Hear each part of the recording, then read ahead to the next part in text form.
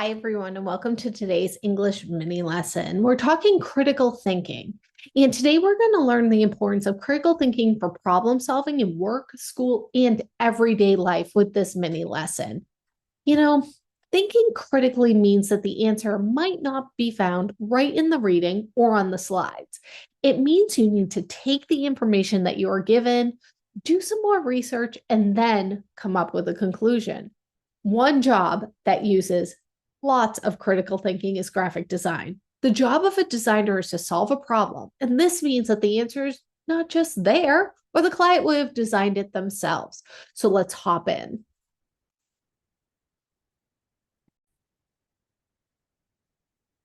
Hello, and welcome to the English mini lesson.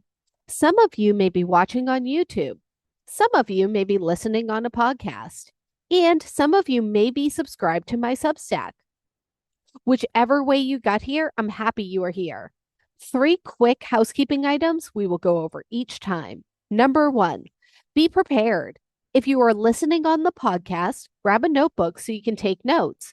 If you are watching the stream, you can take notes or even screenshots. Number 2, pay attention. These mini lessons are meant to be just that, mini. They are not long and drawn out, so put the other devices away and pay attention to the lesson we are about to go over. If you are a paid subscriber to the Substack, you can ask any questions about today's lesson in the chat and submit your review answers in there as well. Number 3, this is quite possibly the most important message. You are the captain of your own learning. You only get out what you put into your education, but no one can ever take your learning away from you. Showcase your knowledge on this subject by completing the practice questions at the end. And as always, enjoy today's mini lesson.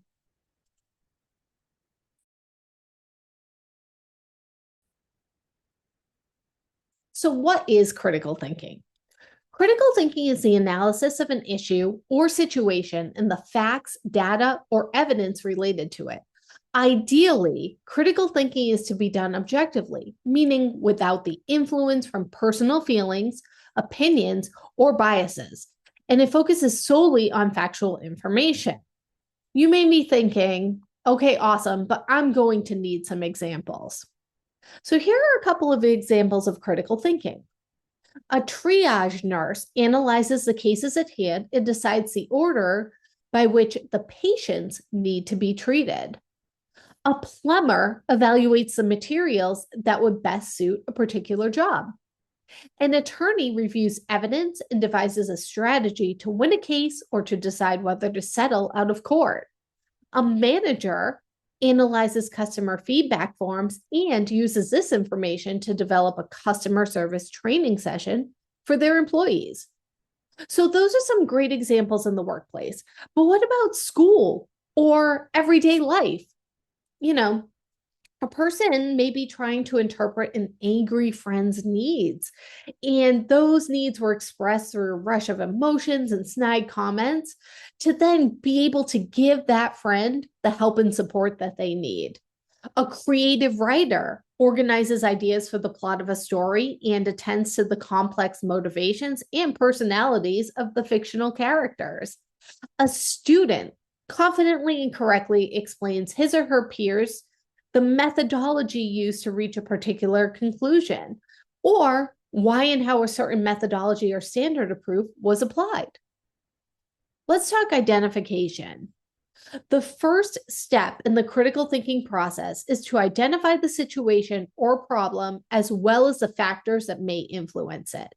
Once you have a clear picture of the situation and the people, groups, or factors that may be influenced, you can then begin to dive deeper into an issue and its potential solutions.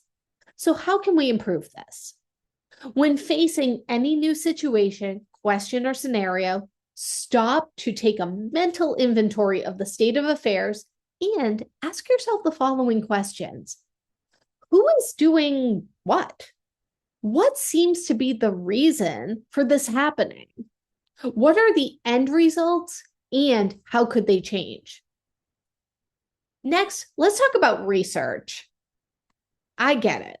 Magazines, blog posts, they're popular, but they are not scholarly. Academic journals, however, are scholarly. They have been written by scholars and researchers for academics, professionals, and experts in the field. The articles are longer and they report original research findings. Topics are narrower in focus and they provide that in depth analysis. Technical or scholarly language is used. Source materials are cited. Charts and graphs can illustrate research findings, and those are included. And many are peer reviewed, meaning that panels of experts review articles submitted for publication to ensure that proper research methods were used and research findings are contributing something new to the field before being selected for publication. The articles are edited and the information is fact-checked.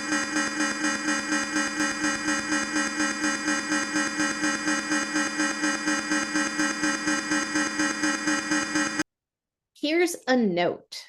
While researching, you must understand the difference between scholarly sources versus popular sources. Although Wikipedia is popular, it can be edited by anyone. Therefore, it's not considered a scholarly source. However, Google Scholar is a good place to start, and you can find a link to that in the Substack on this mini lesson.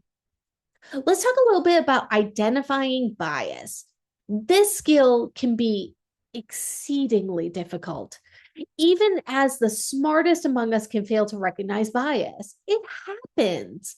Strong critical thinkers do their best to evaluate information objectively. Think of yourself as a judge, in that you want to evaluate the claims of both sides of the argument, but you'll also need to keep in mind the biases each side may possess. It is equally important and arguably more difficult to learn how to set aside your own personal biases that may cloud your judgment. Have the courage to debate and argue with your own thoughts and assumptions. This is essential for learning to see things from different viewpoints. So, how can we improve this?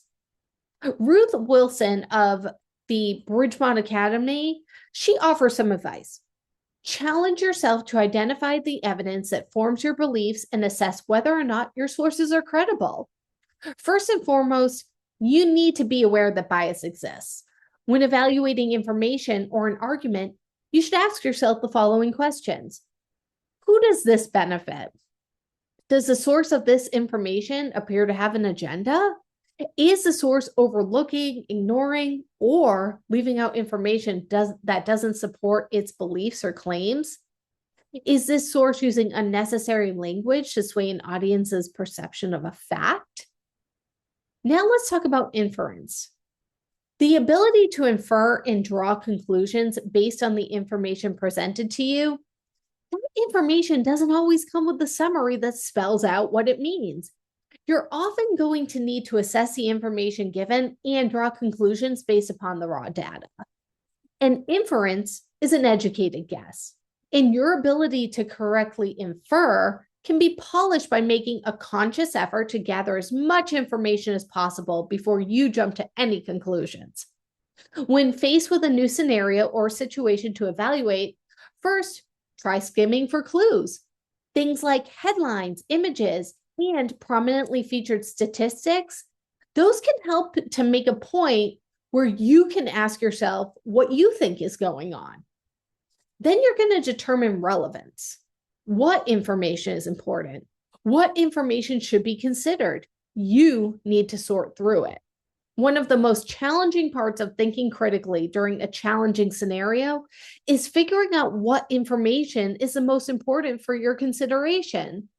In many scenarios, you'll be presented with information that may seem important, but it may pan out to only be a minor data point to consider. So how can you improve this? The best way to get better at determining relevance is by establishing a clear direction in what you're trying to figure out. Are you tasked with finding a solution? Should you be identifying a trend? If you figure out your end goal, you can use this to inform your judgment of what is relevant. Even with a clear objective, however, it can still be difficult to determine what information is truly relevant. One strategy for combating this is to make a physical list of data points ranked in order of relevance. When you then parse it out this way, you'll likely end up with a list that includes a couple of obviously relevant pieces of information at the top of your list, in addition to some points at the bottom that you can probably disregard. From there, you can narrow your focus on the less clear-cut topics that reside in the middle of your list for further evaluation. My best advice to you, become curious. Don't take information at face value. Ask why. It is so incredibly easy to sit back and take everything presented to you at face value, but that can also be a recipe for disaster when you're faced with a scenario that requires critical thinking.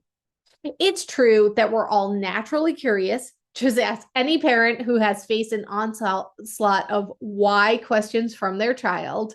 But as we get older, it can be easier to get in the habit of just keeping that impulse to ask questions at bay. But that is not a winning approach for critical thinking. So, again, our last way to improve this, while it might seem like a curious mind is just something that you're born with, you can still train yourself to foster that curiosity productively. All it takes is a conscious effort to ask open ended questions about things that you see in your everyday life, especially social media. And you can then invest the time to follow up on these questions. And now for our practice work. Choose one question and answer it in at least 5 to 7 sentences. Number 1, what is the difference between fact and opinion? Number 2, how can I discuss something with someone I disagree with?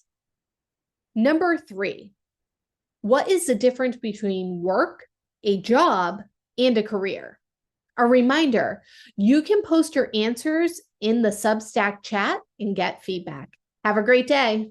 Subscribers to the Substack can submit their answers and questions into the chat.